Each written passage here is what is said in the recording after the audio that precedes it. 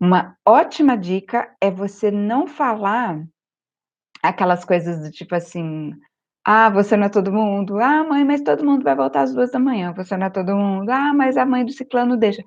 Então, você não é filho da mãe do, né, do ciclano. Essas coisas não ajudam, gente. Essas coisas só dão raiva no adolescente. Ele fecha os ouvidos para te ouvir, porque aquilo não contribui com o diálogo. O que faz um diálogo ser efetivo, assertivo e que traga um resultado sem brigas, sem tanto desgaste na relação de vocês, é você dizer para ele como você se sente.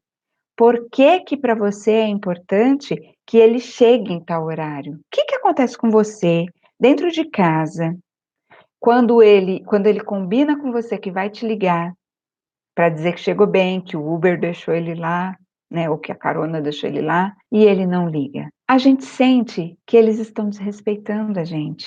A gente sente que eles não ligam para a gente fica agoniado, a gente fica com medo de ter acontecido alguma coisa, porque a gente acabou de falar que era para ligar, e demora o quê? 20 minutos, meia hora, 40 minutos para chegar lá? Não é possível que a criatura já esqueceu de falar para a gente, só que esqueceu, né. Então você precisa expor o seu ponto de vista. "Olha, é importante para mim, por o que que acontece com você quando você chega lá que você não liga?". Ouve, deixa ele trazer. Se ele falar: "Ah, não sei", fala assim: "Olha, eh, tenta fazer um esforço, vamos entrar num acordo, vamos fazer a coisa ser boa para nós 2. Você está entendendo meu ponto de vista? A angústia que eu fico, achando que aconteceu alguma coisa de você?". Aí ele vai achar você dramática. Ele vai se vingar. "Ai, mãe, credo, não precisa de tudo isso". Você fala assim: "É como eu me sinto. Entenda que eu sinto isso. Por favor, não tá legal para mim essa situação". Você esquece? É porque você chega lá e aí já se distrai e acaba conversa com um amigo ou outro e esqueceu, é isso? Ou você tem vergonha de repente, seus colegas perceberem que você está dando satisfação para a mamãezinha? É assim que você está se sentindo? Tem alguma coisa que a gente pode fazer? Por exemplo, você pode colocar um alarme no seu celular para daqui a 40 minutos ele tocar e aí você se lembrar que você precisa só me dar uma mensagenzinha? "Cheguei, tá tudo bem?". Pode ser assim? Pede como se fosse um favor. Isso não é humilhação, gente.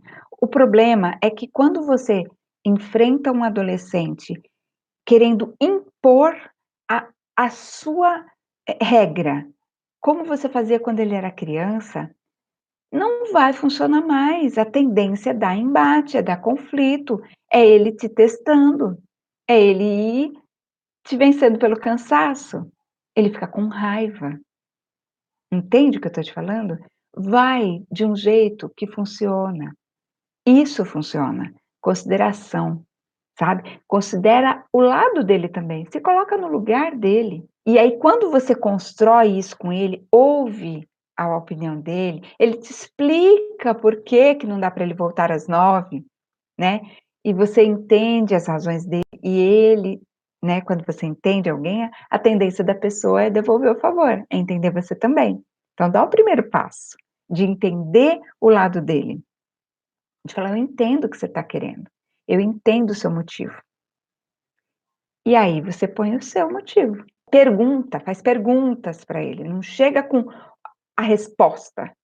Quando ele responde, quando ele acha a solução para aquele conflito de interesses entre vocês 2, a tendência é que ele colabore mais para que aquela regra seja seguida, porque ele encontrou uma solução. Ele ajudou a construir aquela regra. E imediatamente vocês já constroem também qual que vai ser a consequência se aquela regra não for cumprida. E aí é uma coisa muito importante, é um detalhe muito importante. Você precisa ter palavra. O que você falar que vai ser feito, o que vocês decidirem que vai ser a consequência, vai ter que ser cumprido. Tá? Então, antes de dizer: "Olha, se você não fizer XYZ, vai ficar o resto da vida sem celular", pensa se você vai ser capaz de manter isso, porque a vida é longa, sabe. Ficar 1 mês sem celular, não vai gente, não há Cristo que consiga, não aguenta, entendeu. A gente tem que colocar coisas que a gente sabe que vai cumprir, sabe por quê? Porque eles são espertos, e eles nem fazem por mal, é natural deles. Você fala que vai fazer uma coisa e não faz, você fala que vai bater, né, ainda tem gente que bate e não bate, você fala que vai tirar o celular para sempre e não tira, o que que acontece? Você perde moral, sua palavra perde, valor. Sabe o que que o jovem pensa? Fala: "Ih, minha mãe, ó, ela fala, fala, fala, fala, fala, fala, fala pelos cotovelos, grita, esbraveja, mas no fundo não vai fazer nada. Você não vai fazer nada". Entende? Às vezes é consciente e às vezes nem é.